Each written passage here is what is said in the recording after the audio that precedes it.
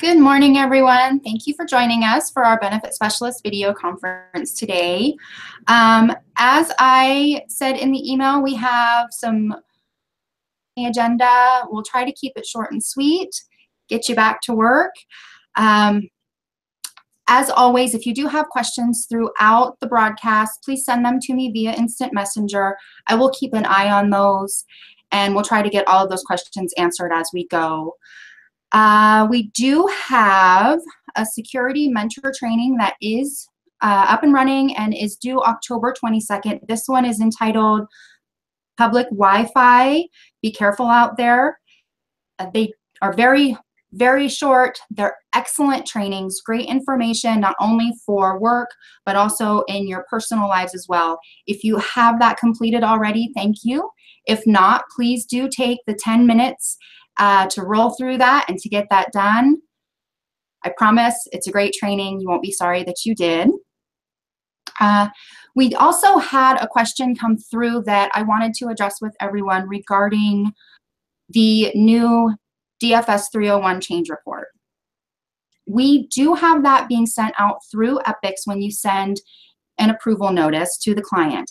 The difference in that this time is that it is no longer auto-populating the information from Epics onto that form. So we don't have the income auto-populated, the assets auto-populated into that. What they're getting is extremely similar to the same DFS 301 change report that we have in the offices to hand out. I realize there will be mixed feelings on that. We did have a lot of confusion with the auto-population when we had things like the utility allowance being auto-populated and showing under income. So, you know, I think there's positives and there's negatives. So, but this is what we had to do with it. So just so you are aware when you see those come in, you know what to expect. That is something that we do need to be having conversations with the applicants and the clients in the office about as well as we're going through the application, as we're wrapping up. We do need to talk to them about, okay, this is the information that you have given us. This is the information that we are processing your application on. And these are the changes that will need to be reported based on that. So just make sure we're having that dialogue with them.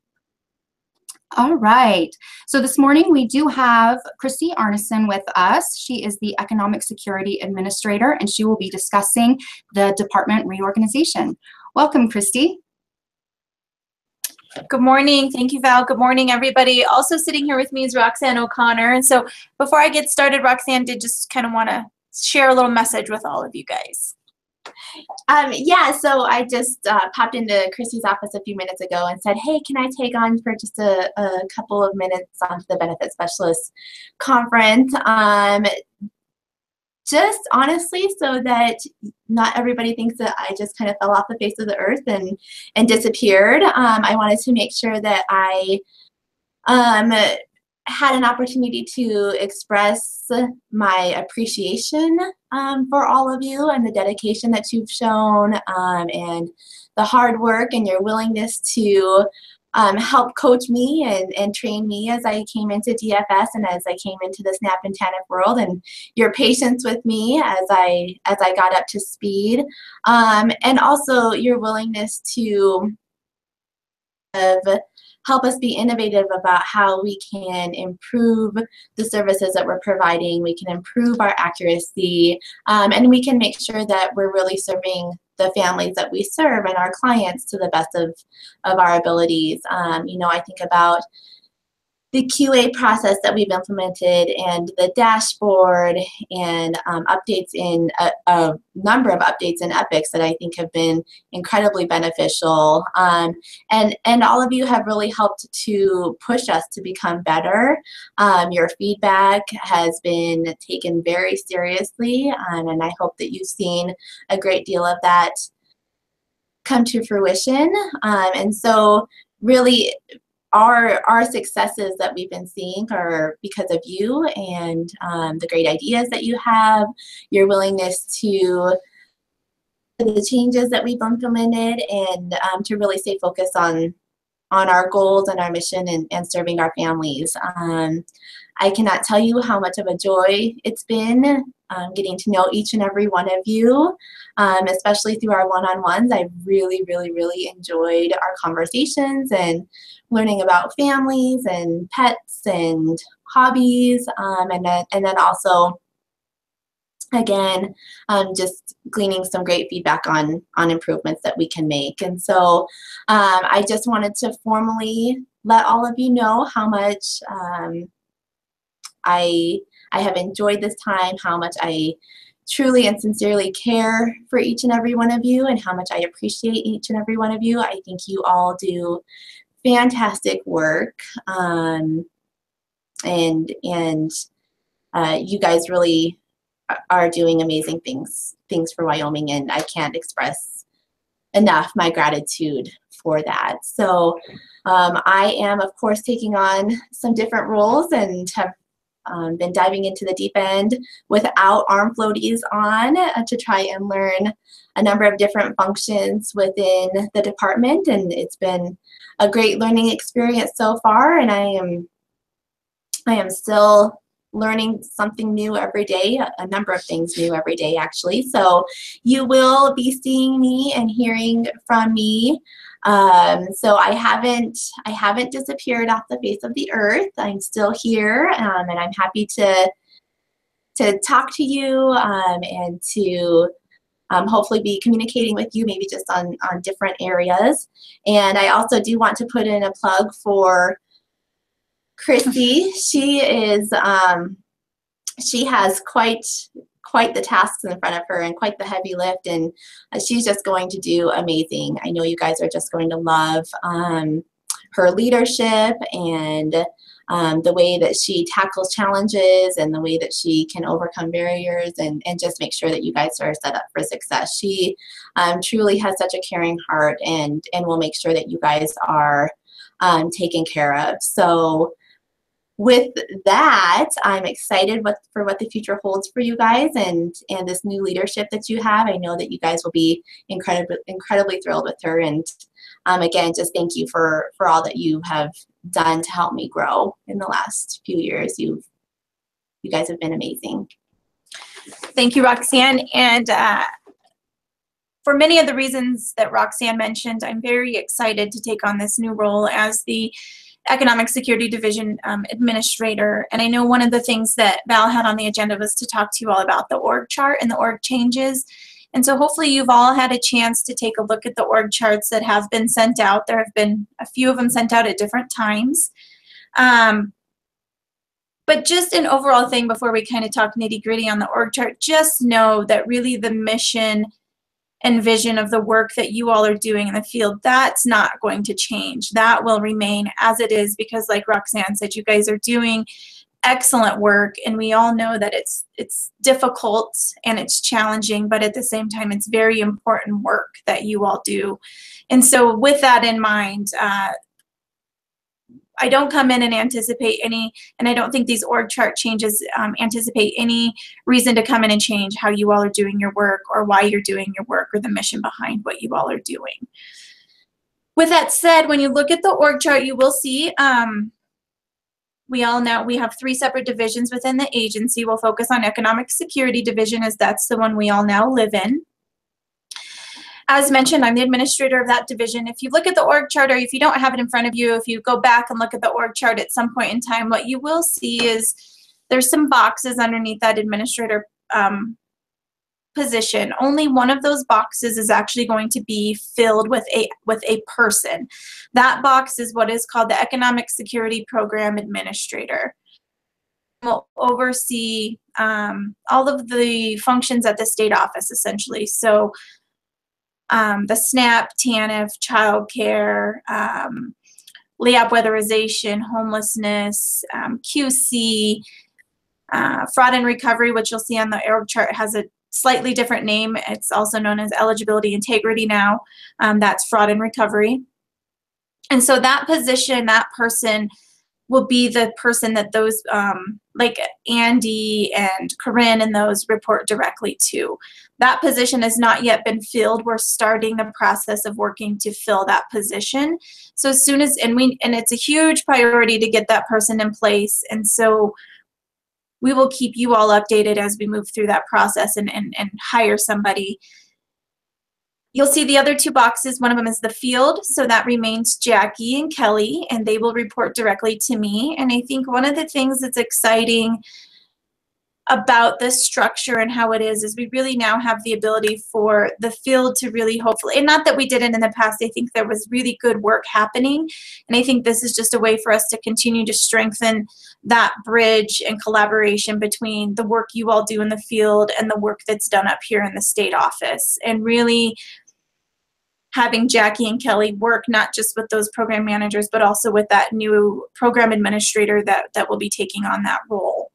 And as you'll see, the other box within our division is child support. So child support is now, we're all under one division, which is one of the reasons that we are called economic security and not necessarily economic assistance like we were in the past. Mainly just for some understanding, you know, child support's not an assistance-based program, which I know you all understand. A lot of people out in the public don't understand that. But it also serves really a lot of the same core purposes that the work you guys do, which is to really help families and children in those families to become economically secure. So if you're curious about why we have that title as our division, that's really one of the main reasons behind the title of our division. And as you'll see, child support there, so that child support remains as it is today. Child support, Sydney and Denise here at the state office will report directly to me, and the work that's done out in the field within child support will stay as it is today, just like your work will remain. There was some other org charts sent out. That's really high level. If you guys have any questions specifically, feel free to chat Val now if you'd like, or, you know, I don't mind. You obviously reach out to Jackie and Kelly, or even reach out to me if you have any questions regards to org charts specifically after you take a look at them. And I also know you guys, we received an email from Roxanne on October 17th, just really with a message from Corin Schmidt, who, as you already know, is our senior administrator at this point in time, really just with information related to maybe what we can expect moving forward. We don't know right now, and there's no indication as to what will happen moving forward. You all received the email that set forth the 3 options that were presented to the governor's office. It's with the governor's office now. It's now up to the governor to make a decision on whether he makes a recommendation to the legislature. So we will wait and see what happens there. That's whether or not we will remain our standalone agency as DFS, or if we will merge in some aspect with the Department of Health for a larger agency, probably something like Health and Human Services.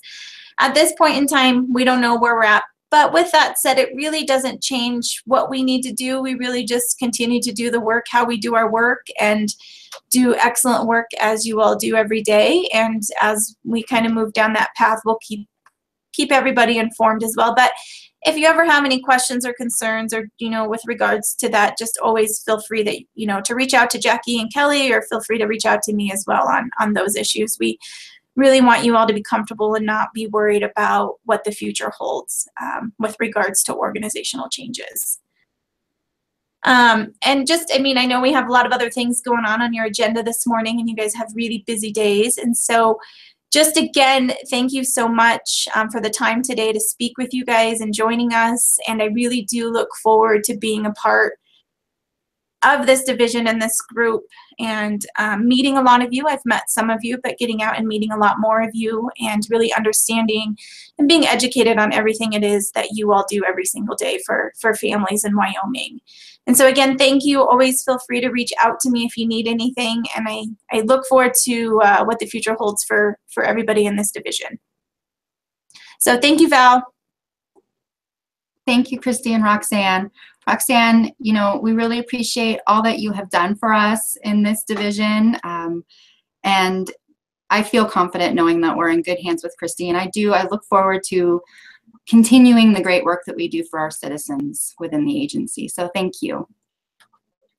We also have an exciting announcement from Andy Barker.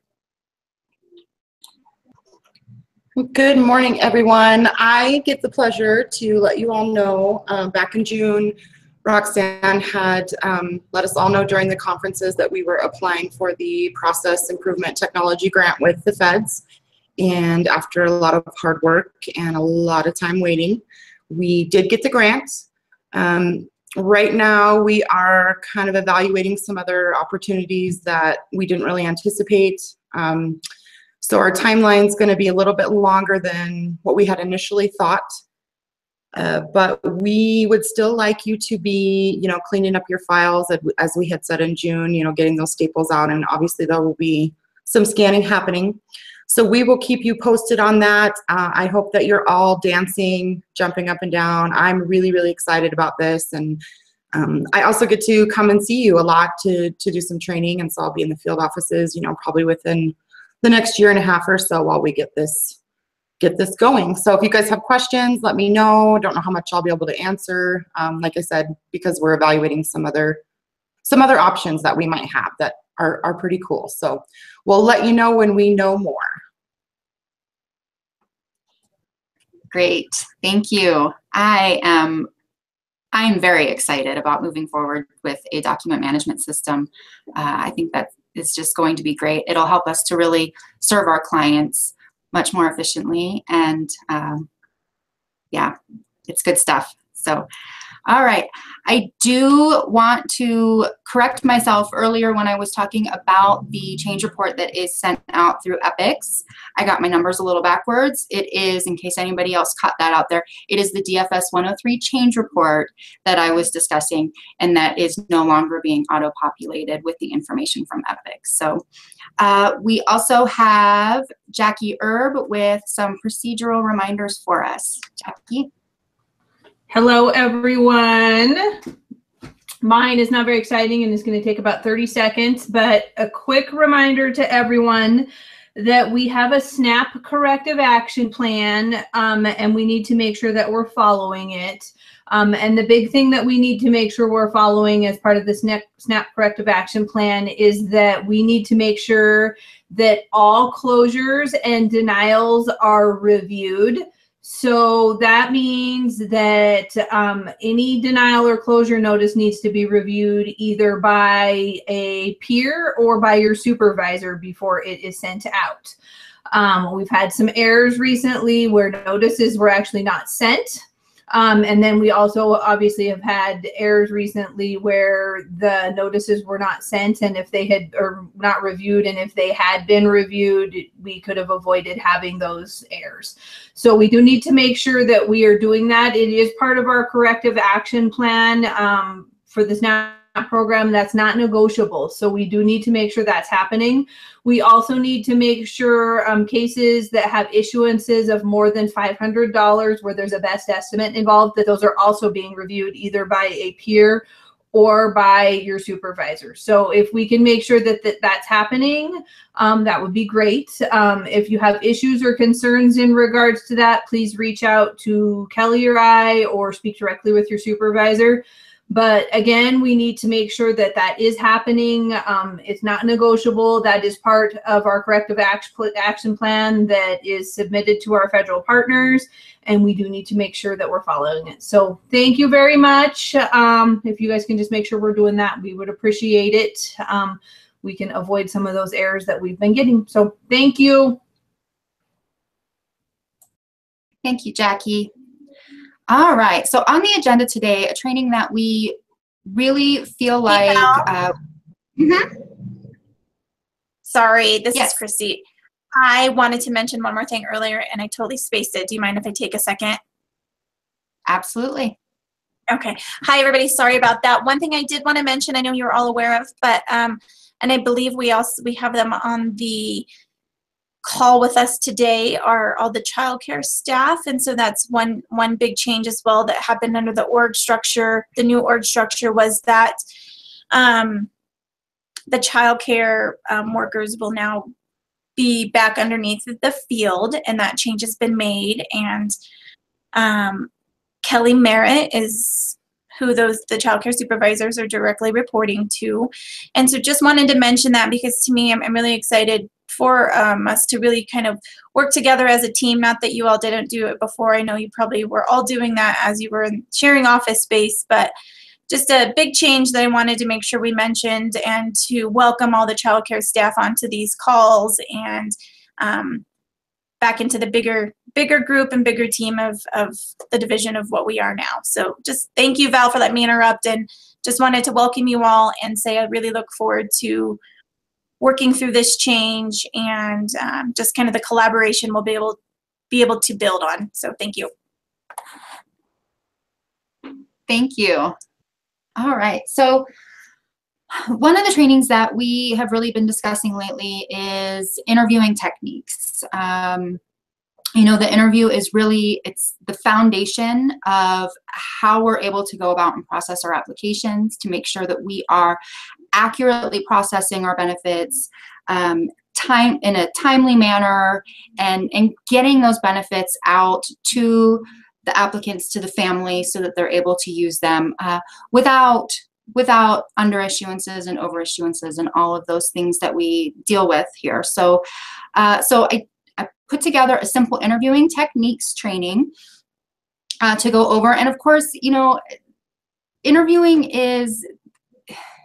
it's not black and white. There isn't a right and a wrong way. So it takes practice. It really takes practice to go through, to rephrase the questions that you're asking, to recognize when we need to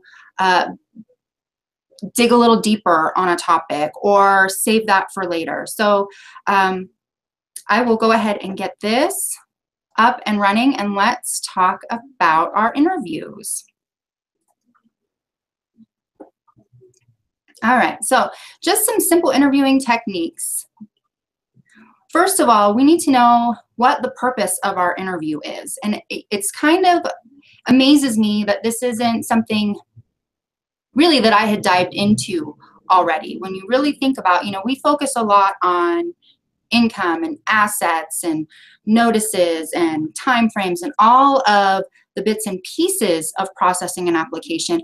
But this really is the basis. This is what we build on with all of those things. So an interview is to determine the assistance unit's eligibility for the program or programs that they have applied for by obtaining the information regarding the assistance unit's household composition, income, assets, shelter expenses, and other eligibility factors.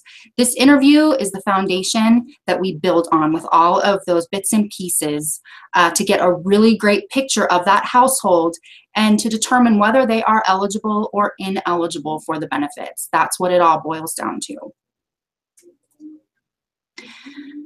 So we really need to take stock of ourselves as interviewers. What are the traits of an effective interviewer? And this information, I know I've mentioned Tim Gard before. He really is, I think we had him at a conference a few years ago, and he's really great and entertaining on the subject of interviews. This information that I pulled out of the next couple slides comes from his book, Interviewing with Style. If anybody, I do have videos and I also have books. I have a limited number of them, but if any of the supervisors out there would like to borrow those, I will be happy to mail them off to you. You can borrow them for your staff meetings and things like that and send them back to me. I think they're a really great resource for us. So the first trait of an effective interviewer is, of course, to have a professional and respectful attitude. We must be respectful.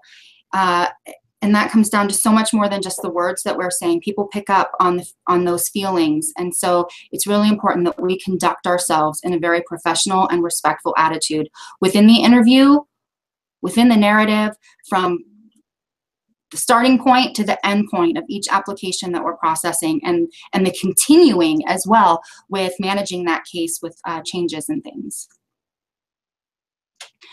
An effective interviewer is able to overcome internal, external, and technical barriers. That's a lot of pretty language. What are those internal barriers?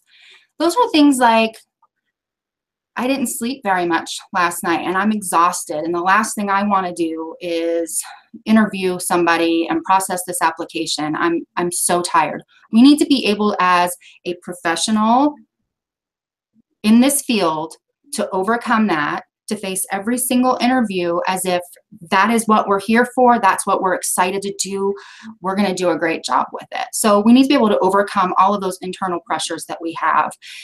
Did you just receive a complaint phone call and you feel that it was completely unfounded? You're really doing your best, but that kind of hits you hard. You have to be able to shake that off and face the next person with a smile on your face and be ready to help them. You know, external barriers, those are things, you know, maybe your schedule is overbooked. Maybe the client themselves is having a bad day and they come in and you can feel the tension coming off of them. Are we able to get past that, to not take that personally, to keep moving forward and to do the best that we can with this interview? We need to practice some self-maintaining techniques, you know, stop, take a few deep breaths, whatever it is that you need to do to be able to get over those. And then, of course, the technical barriers. We all know about technical barriers in this field. We all know about computer issues and connectivity problems, and you're getting ready to have an interview and maybe Riz is down and you're not able to check that, or maybe Rave is down. And so, you know, we have those technical barriers. It's not an ideal situation. Can get past that. We can continue this interview. We can still continue to present ourselves in the best way possible to help our clients. An effective interviewer also understands those meta messages. What are those? Those are the read between the lines things, the tone of our voice, the facial expression, the body language, right? We can read those in other people, but are we taking stock of those in ourselves as well? Are we making sure that we have a smile on our face, that we're not portraying judgment on someone's situation? Are we able to hear something that maybe goes against our core values and not let that show on our faces, and not let that show, you know, eyes and huffs or any of those things show that we're frustrated? So we need to be able to understand those. We need to be understanding of those in others, but we also need to take stock of those in ourselves. And then, are we able to determine the appropriate time for digging deeper or dismissing a line of questioning? If you come to a point in your interview where you're really feeling some pushback about a topic, about a subject, right? We need to know if the tension is getting a little too thick, if the heat in that conversation is rising, we need to be able to recognize that and to move on. Okay, let's talk about other things on this application. Let's move on to your expenses, right? We need to bring that temperature down, rebuild the rapport, get the conversation flowing back and forth and comfortable, and then maybe go back to that line of questioning that was being met with resistance, and approach it from a different way. Change our wording, change our verbiage, take stock of our meta messages, make sure we're not, you know, fighting that tension back again. So, and sometimes we're just, you know, we've asked the question, we have our answer, we're being met with that hard resistance. We don't want this to become a situation that is very uncomfortable. So that also comes into play with our narrative. Are we documenting the fact that we really did, we tried to get into this, this was the answer that we were giving, it was not being budged on. So make sure that we're documenting that, and that we're documenting it in that professional and respectful attitude. It goes further than the interview. It continues on into our documentation in the narrative. Some more traits of an effective interviewer: practices non-judgment and does not place personal standards on the applicant, right? We are not judge and jury. We are not life coaches. We are not counselors. We are not here to place judgment on people about their life choices and about, you know, the things that are going on in their life. What's our motive? is to process the application in a timely manner to determine whether this household is eligible or ineligible. That's the end point. So be careful not to place those judgments on our clients. Also does not feel personally assaulted by the applicant's behaviors or choices. It's not about us. It's not about me. It's not about you. If they're having a bad day, if they're struggling, if they have missed their interview 3 times in a row and now they're coming in, and in their situation, this is an emergency, they don't have any food in the house, right? It's not about us. The fact that they missed those 3 interviews is not about us. We need to not take that personally. We need to not let that interfere with how we do our job. An effective interviewer also understands what self-defeating behavior consists of and how to control it. Self-defeating behaviors that we might see in this position, not preparing for the interview ahead of time, right? So we're like, okay, we're going to change our work schedule, make sure we have enough time before each interview to sit down, to go through all of our interfaces, to narrate those. And that's our goal. That's our endpoint, what we want to do to improve how we are doing our job. And then something happens and you're not able to do that. That can be a self-defeating behavior, to kind of fall back into those old habits and not to continue to work better towards improvement.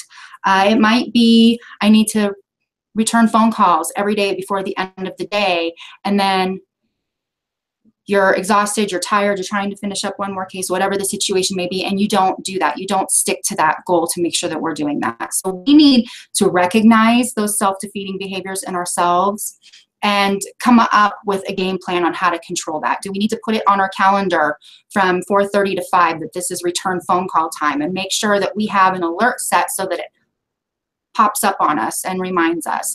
Whatever we need to do, we need to come up with some practices to control those self-defeating behaviors.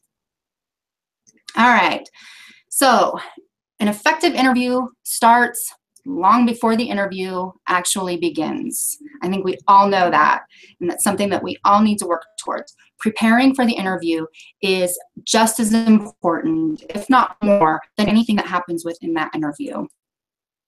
Prepare for our interviews.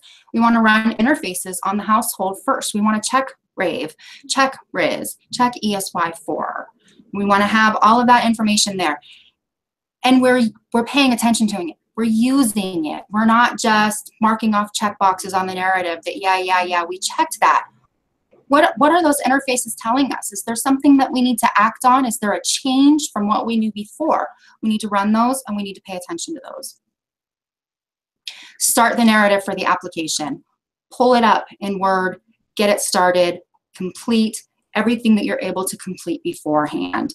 That is so important to have that ready to go. That narrative, along with the application, kind of becomes your game plan and your checklist for the interview. So you need to know where you're at with that. Compare the information on the new application to your previous application for any changes that need to be addressed. Did someone move in or out of the home? Is there a name on the new application that you don't recognize? Is the address different? If it is, we need to be making a little note. If it's a sticky note on the side of our desk as we're going through here, that we have a new address. So even if our rent verification in the file is within a year old, that's not for the correct address. Now we need to ask about the new address. How has this changed? What do we need to verify? So we need to be going back and forth and checking those for any changes that need to be addressed during that interview. Also, review those verifications in the file. Make a note of which verifications are more than 12 months old, and so that we know that we need to re-verify those. And it's important to do that before the interview when you're not in a hurry and when you're not feeling stressed, because you might look at that date stamp and say, oh, it looks like it's within a year, but maybe it's 13 months old. So, you know, we have time to look at that before the interview. We have time to look at the calendar. We have time to double check that. Make sure that that verification of expense is for the right address and that it's within a year old. Otherwise, make a note on that sticky note on the side of our desk. Make sure to get new verification of this expense. so that we have that ready to go. Because when we know how it is when you get into the interview and you get to talking, maybe the client has something they want to talk about and you're having a hard time sticking to the topics at hand and controlling that interview. It's really easy to forget that you wanted to ask about something. So I very much recommend having notes and being prepared. Also, open and start a DFS 101 pen list. So the DFS 101 is the before you apply form. It is in our Word templates. It is also on the combined manual under the forms tab. The reason that I like the Word template is that in the blank space under workers' comments, the Word template actually has the little boxes that you can add type into.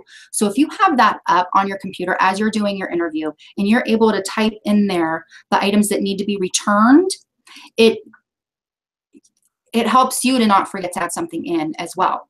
Right in the middle of the interview, as you're discussing this, okay, you have a bank account at US Bank. We will need your most current bank statement. Go over to that template and type in current bank statement from US Bank, current checking account statement from US Bank, whatever it may be, and that way you have it listed there.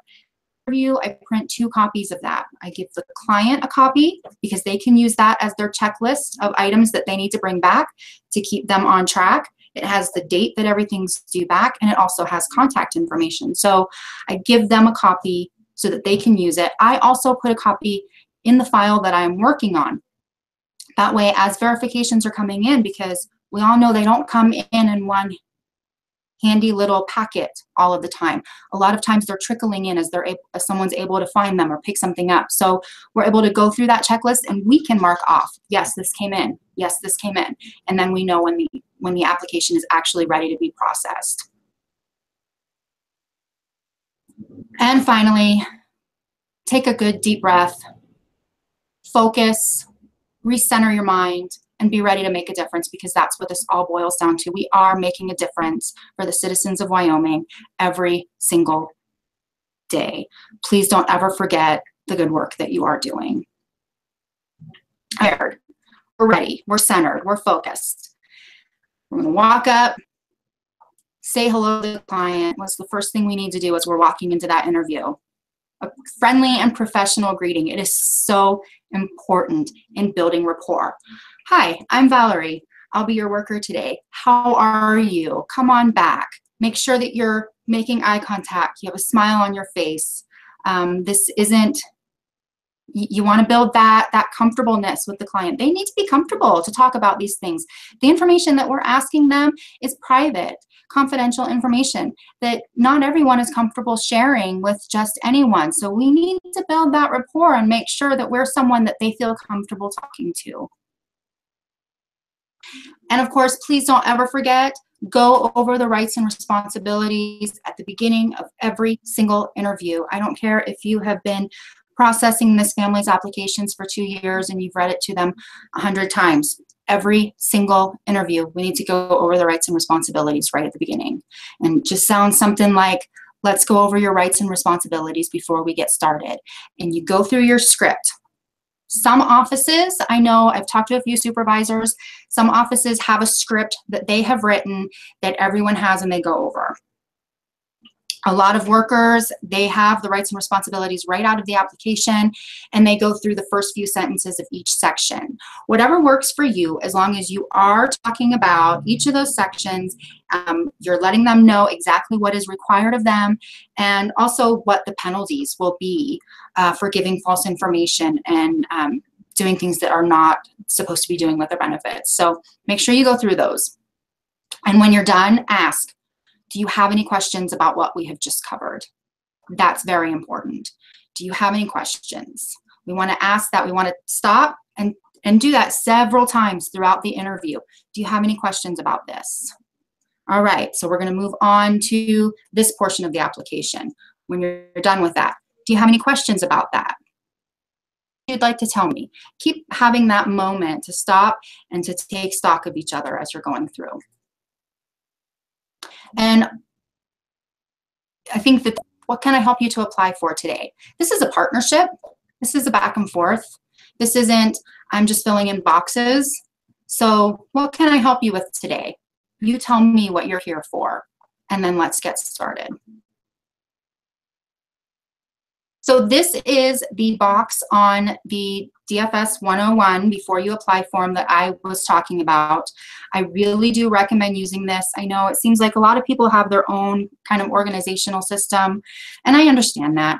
I have found this to be very successful for myself and also for the clients. And I really would get, when things came in, that last piece of information that came in, this form that I had given them would be attached to that with the checkoff boxes, just like I hoped that they would use it for. So it is used and it does work.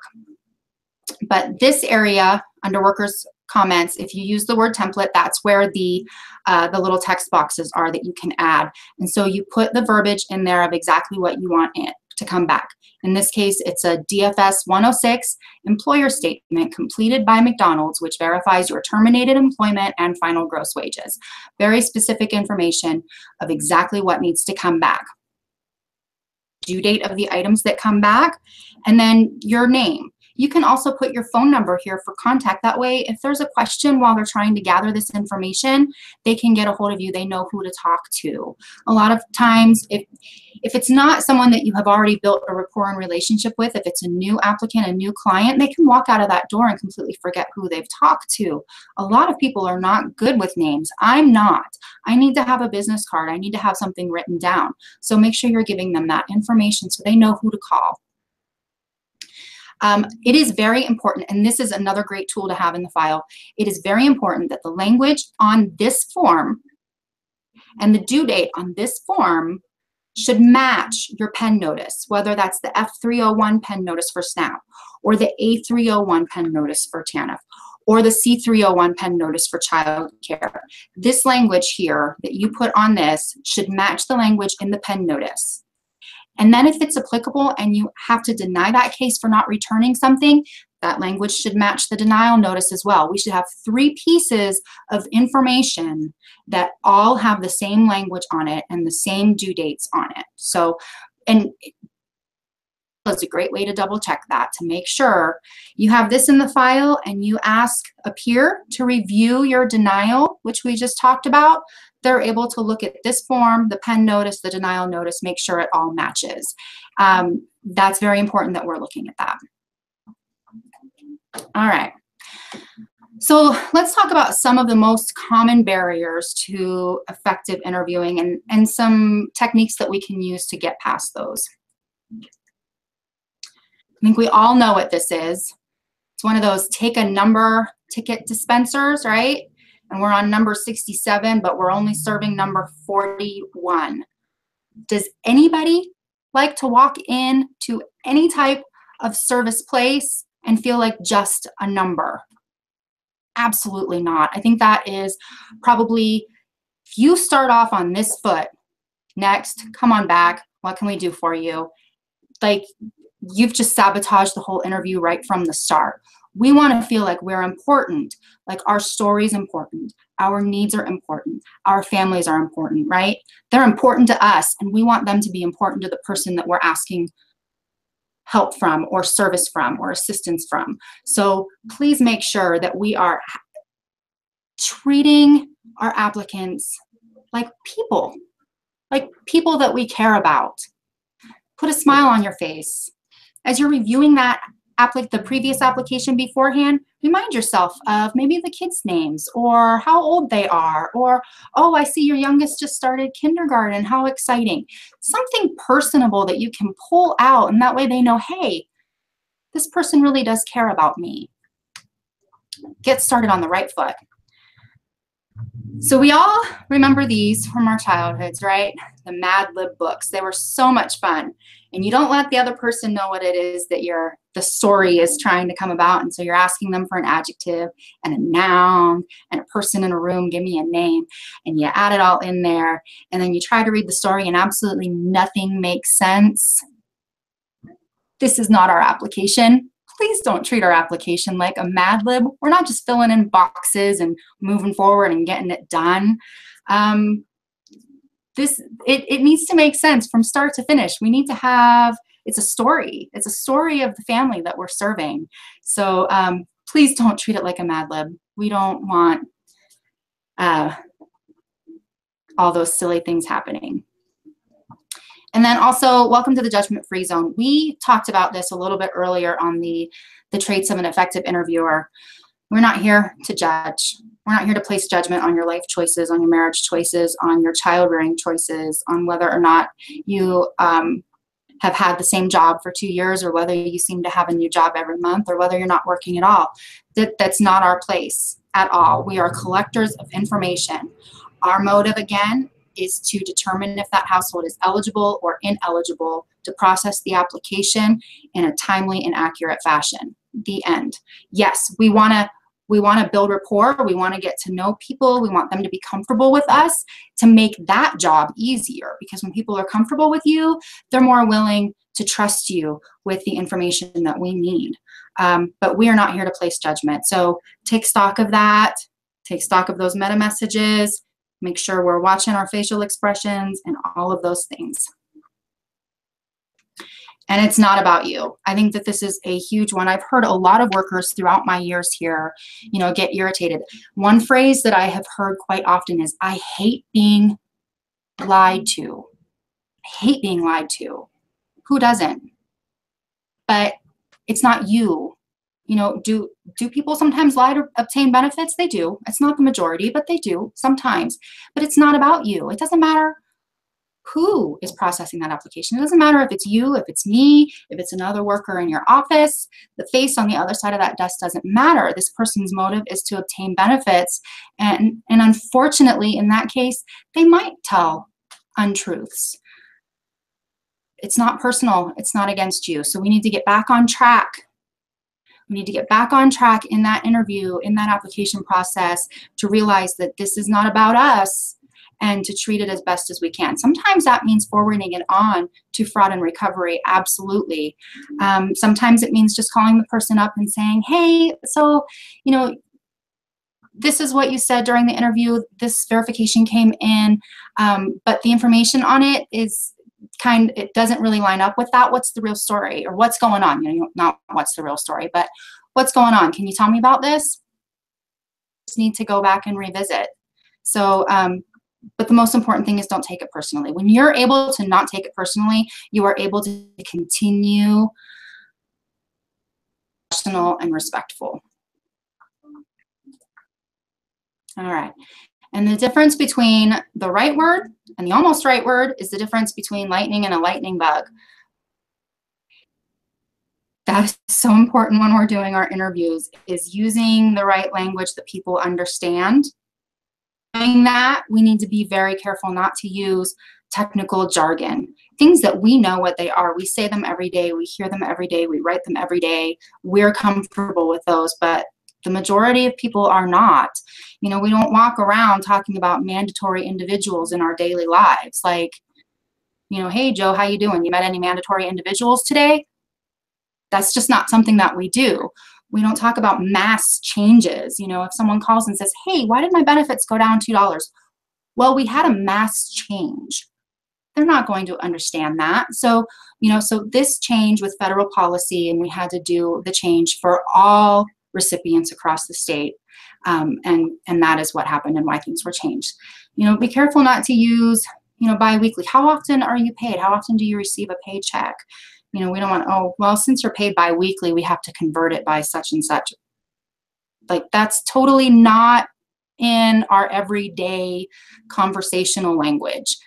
So be careful not to use these words. Try to explain things in layman's terms. Remember that this person doesn't do this job, and they might not know that means. All right. And the power of words. Who knows the Who's On First skit? So Who's On First? Wow, that's really an unusual name for a ball player. And I want to play this video for you. Watching it, think about what happens in your interviews, because some of this really...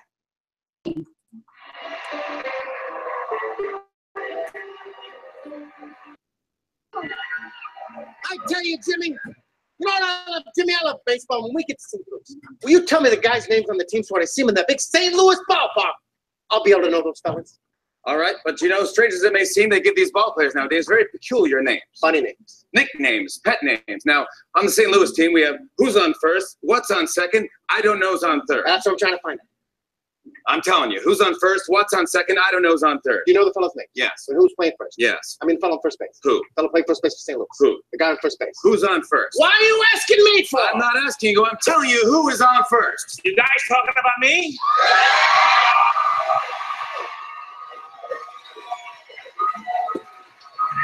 Yes. Yes. As a matter of fact, we are. This is who? How should I know? I never met the guy. Well, now you've met him. Met who? Yes. Look. Who? You. Who? Him. Me? Yes. Who? What is your name? No. What's on second? This is who? That's what I'm trying to find out. All right, calm down, will you? Okay, listen. When I say hello to this fellow right here, I'm saying hello to who? Hello, nice to meet you. See, now you're starting to get it. Get what? I'm right here.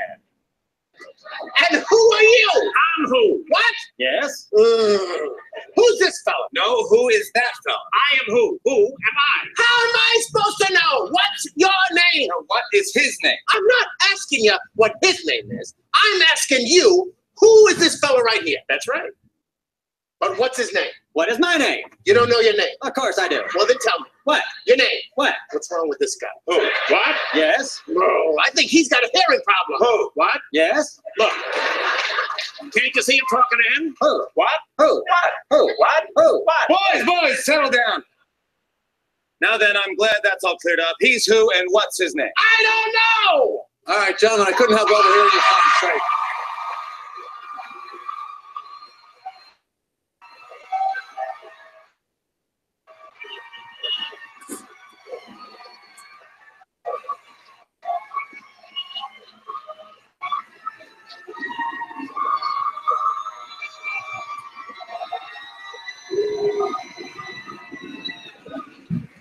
What?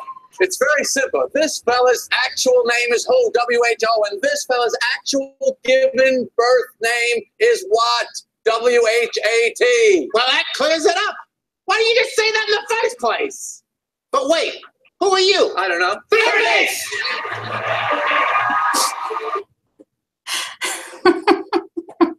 I just love that. I absolutely love Billy Crystal. He's one of my favorites. So have you ever felt like that in an interview? Like we're not speaking the same language. What's going on? You start the whole interview for a household of one. You go through the whole application for a household of one. And then you ask about expenses. And the answer you get is, well, we pay such and such per month in rent. And you're like, wait a minute, who's we? Who's we? So, it's important to be that last guy, that I don't know guy. Come in, change the verbiage a little and say, okay, so who's we? Do you have a roommate? Is there someone else that lives there with you? Let's go back to point A and start over and change that wording. So anyway. All right, so some more say what? How do we rephrase some of the things that we're used to asking? Because it takes practice to rephrase things in different ways. Your question might be, who was in your assistance unit? Assistance unit is one of those technical jargon terms that we want to stay away from. So instead, we can ask, who lives in the home with you? And follow it up with, do you have roommates? I can't tell you how many times I ask, who lives in the home with you? And the answer is nobody. And then I say, well, do you have roommates? Well, yes. So my friend and I, we live together, but we do everything completely separate. So don't be afraid to follow up, to reword it a different way with a follow-up question, because you might get a different answer. So we might ask, do you have income? A better way to phrase that is, how do you pay your bills? How do you earn money? Do you have a job? Do you do spot jobs? Break it down into all those different bits and pieces instead of just asking one question and marking down that one answer. What assets do you have? Who goes around saying I have assets? Like, well, I have a lot of assets. People just don't talk that way in normal everyday life. So Tell me about your bank accounts, your cars, your camper. Is there anything else that you own? Go through some of those examples as you're asking that question. All right, and then some other tips and tricks, ways to rephrase what we're asking. Confrontational versus conversational. This is really important. This is part of those meta messages that we talked about, how we're phrasing things, the feelings and the vibes that we're putting off. So we might ask, now you just told me that you only have $500 income, but you pay $1,200 per month in rent. Something isn't adding up. That might be what we want to say, but think about it from the other person's point of view. Basically, you're just saying, hey, you're lying to me. People get defensive over that. And when we get defensive, those heat temperatures start to rise in the interview and no good comes of it. We need to bring that down. We need to rephrase that. So what we might ask instead is, with such limited income, it must be difficult to pay $1,200 per month in rent. How do you manage it?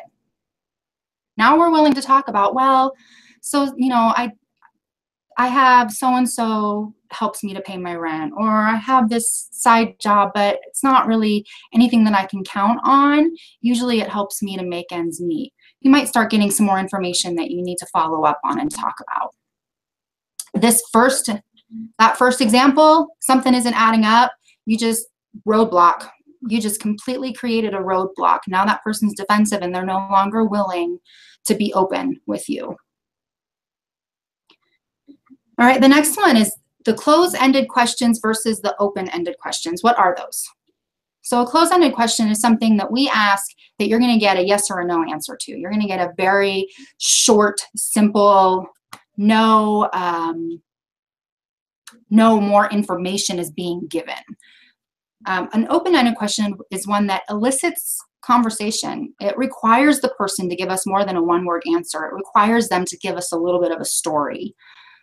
So instead of asking, does anyone live in the home? That's a yes or no. Does anyone else live in the home with you? No. Okay. We might ask, who lives in the home with you? It's the same question. It's just a tiny bit different, but this second question, who lives in the home with you, is going to bring about names. It's, you know, and maybe those names are their pet names. I've had that happen. Well, nobody else lives with me unless you consider my dog someone. I've had that happen, but you know what? We're having conversations. We're talking about things. I'm getting a picture of this household as that's happening.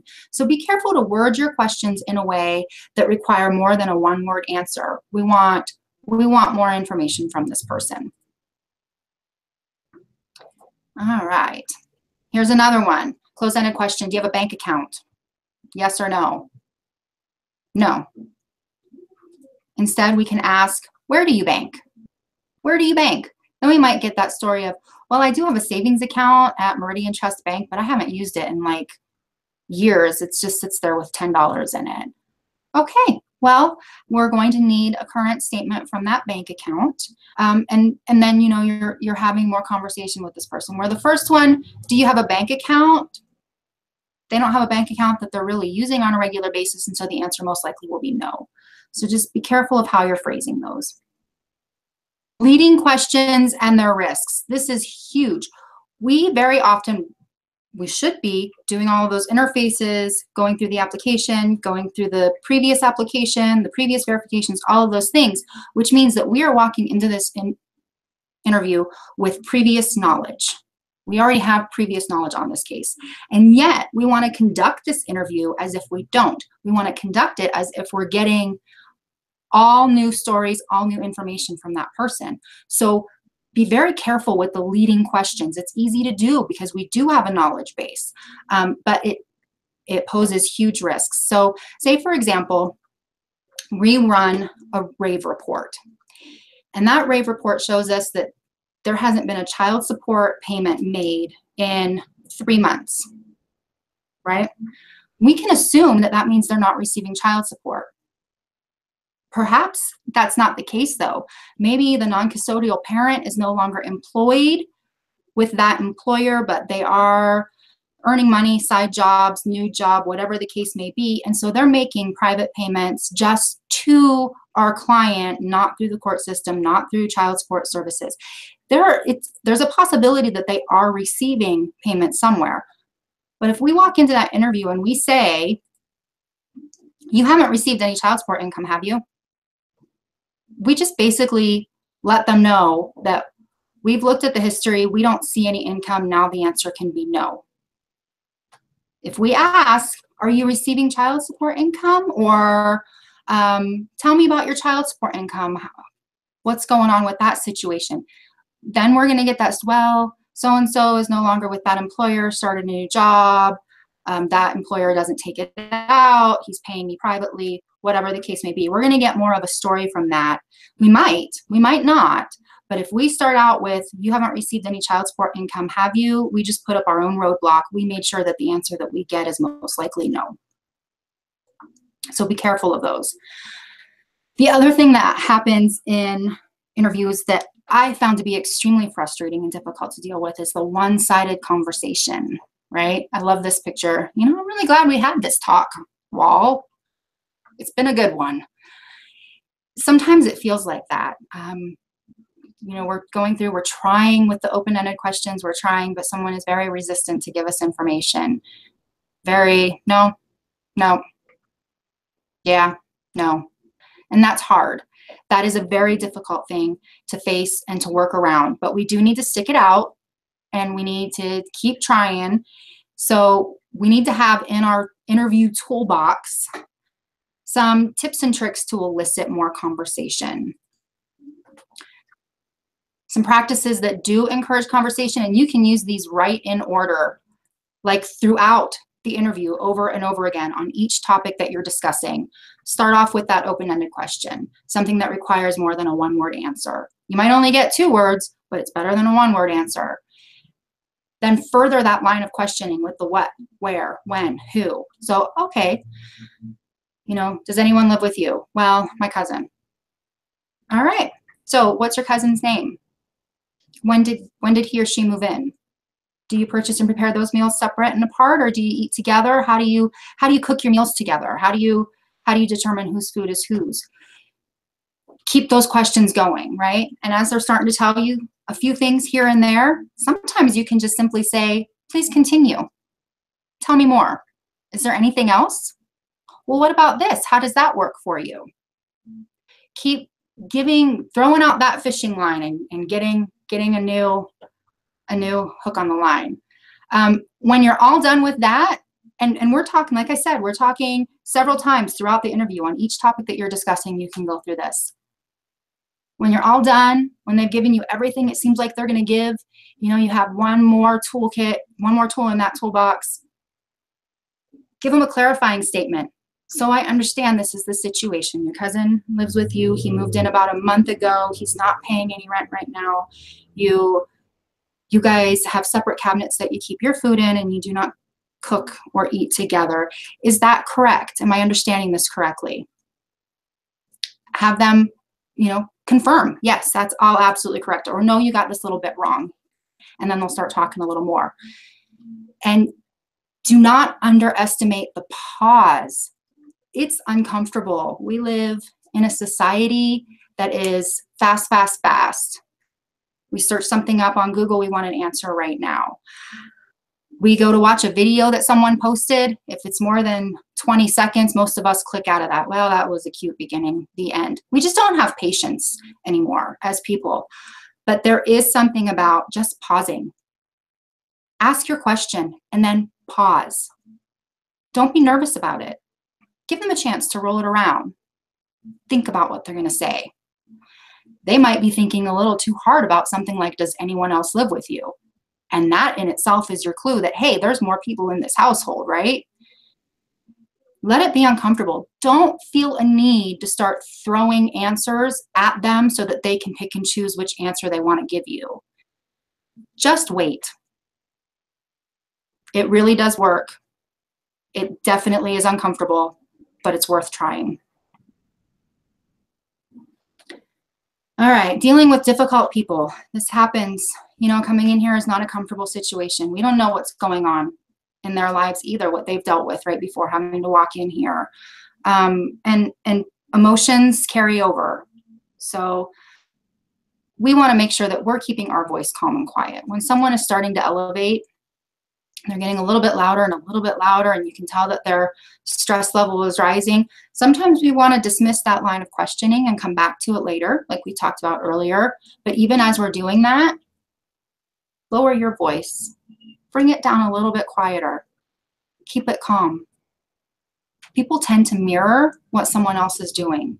That's why our reaction to someone getting elevated is that our heart starts pumping and our breath starts going a little bit faster, because we're starting to prepare to get up there too. So if you bring it down, they might bring it down as well.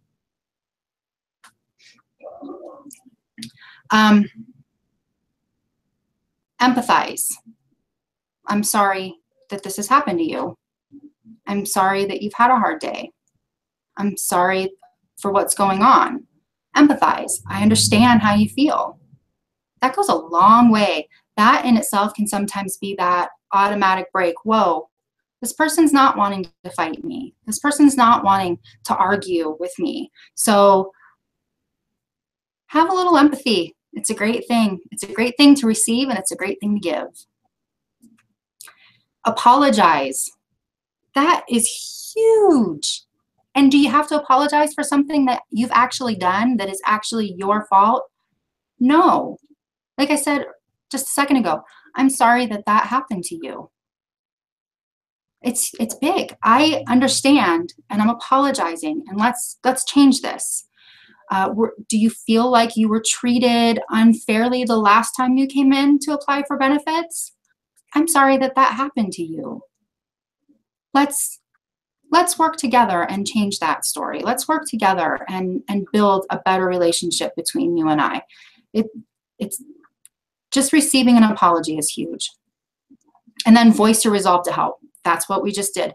Let's work together. Let's fix this situation. What can I do to help you? What can I do to make this better for you? Voice that resolve. When they know that you understand, that you are you're apologetic for what they've been through, for what they've dealt with, and you're willing to help fix that situation, now they can trust you.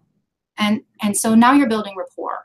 Now you're building relationship. Now you're opening up that door for more conversation. All right, telephone interviews. We do a lot of telephone interviews. It's very convenient, especially for our elderly and disabled individuals, for families who don't have a vehicle and maybe can't get a ride in. Phone interviews are very convenient. They also pose a whole set of their own barriers to the interview. So some of which you want to prepare for it just the same, just like you would in an in-person interview. You want to make sure you're covering all of the same things that you would in an in-person interview, but you might need a little bit of a different tactic to go about a few things. So still make sure you prepare before that interview. You don't want to be having, the long silences as you're flipping through things to figure things out. There's a pause that says, I'm waiting for you to answer me. And there's a pause that says, I didn't prepare for this. And they're two totally different pauses. We don't want those long pauses that say, I didn't prepare for this at all. Be prepared. Run your interfaces. Have everything in front of you. Have those sticky notes with the questions you need to remember to ask. Smile. Smiling is so huge, even over the phone. We can hear a smile. We can hear a grimace.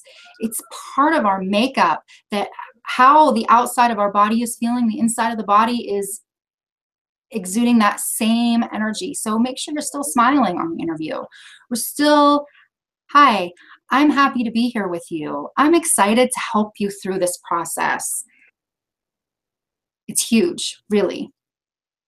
On the phone, it's very important to speak slowly and clearly. We have a tendency to speak fast. That's one of the big things that I need to work on for myself as well. I tend to talk really fast. And I didn't notice it until my 11-year-old started talking really fast too. And I have a hard time keeping up with some of her stories.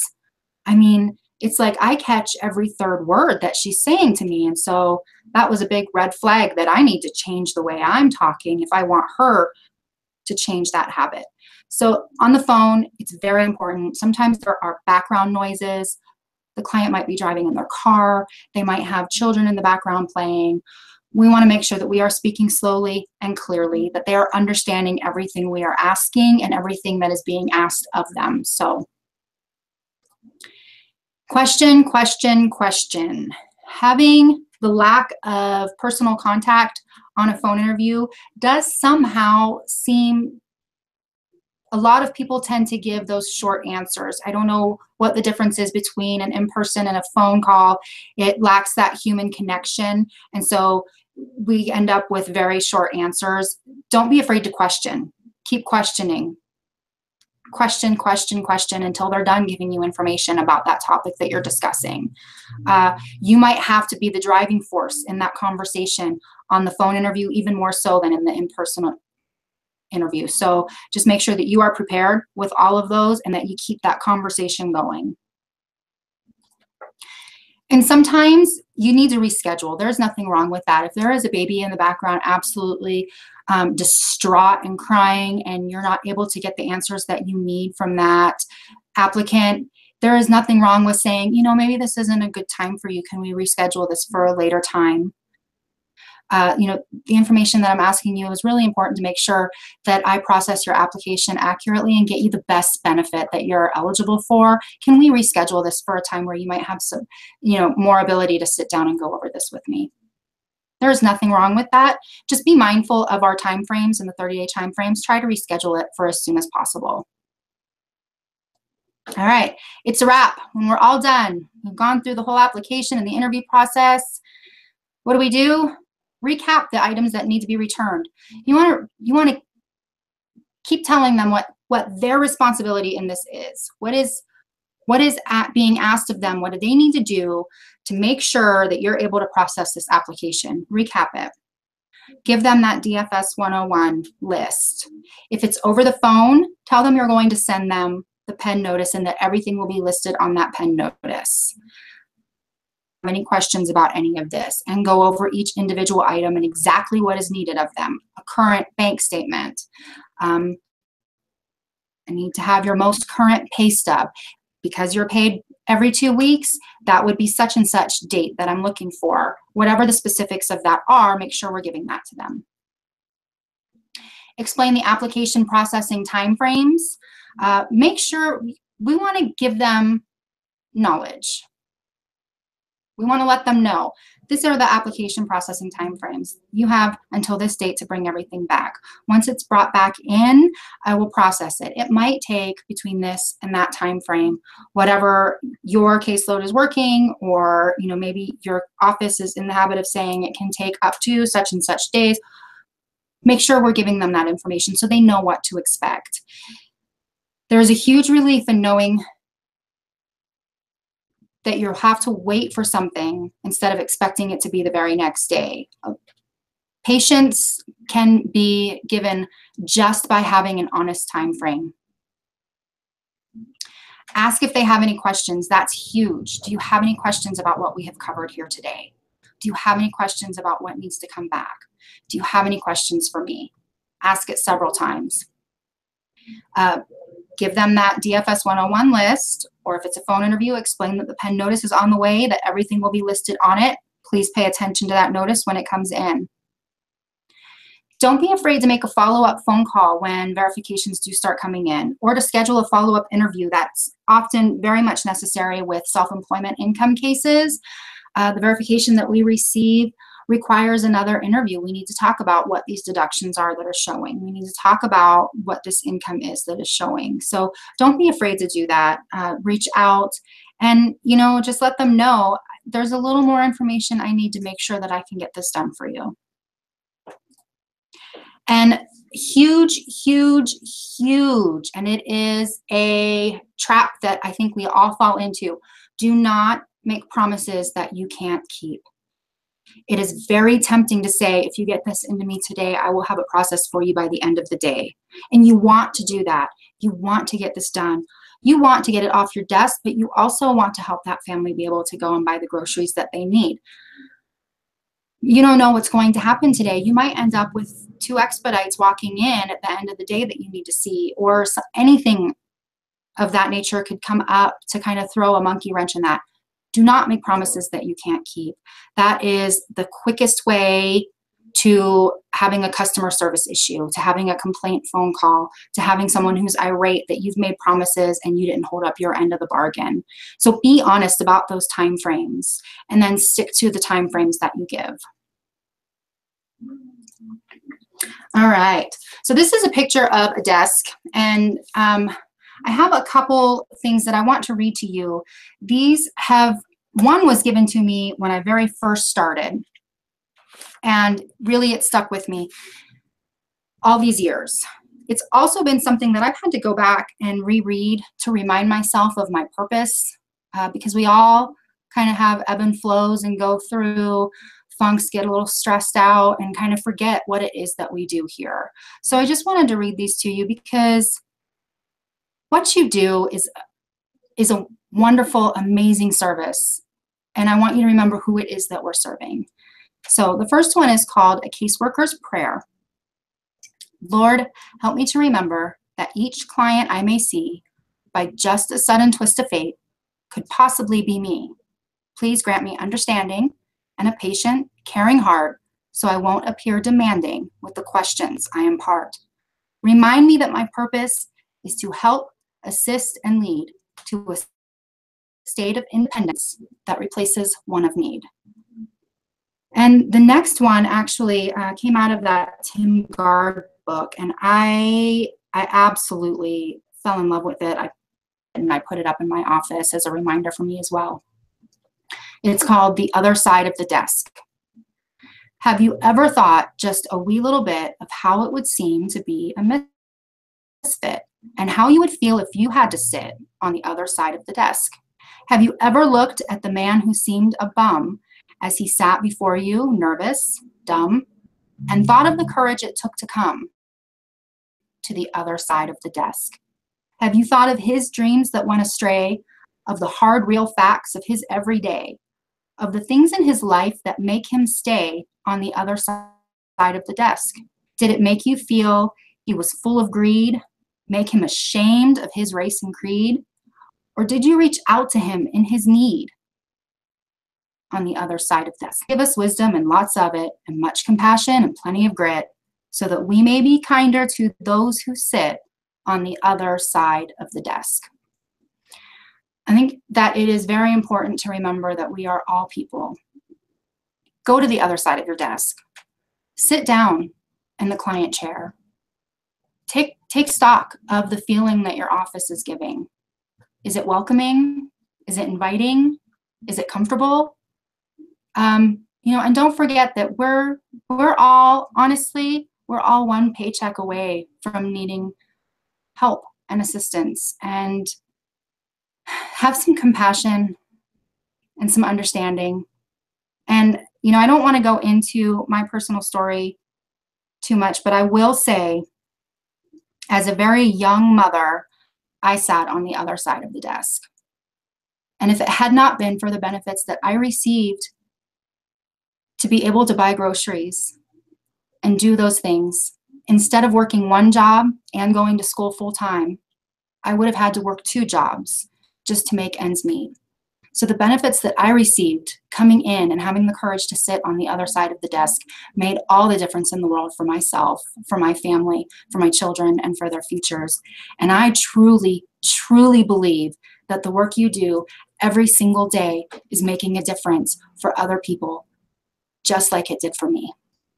I believe that someone is sitting down to a hot meal tonight because of the application that you processed yesterday. I believe that some child within the state of Wyoming is going to bed with a full belly and not having to lay there awake and hungry because of the good work that you do every day. And I appreciate that you do that. I appreciate that we come in here every single day ready to do good things and to process these applications, remembering that they're families, not just numbers. So I thank you. And I hope that you have an absolutely wonderful day and keep moving forward and doing all of the great things that you do. Have a great afternoon.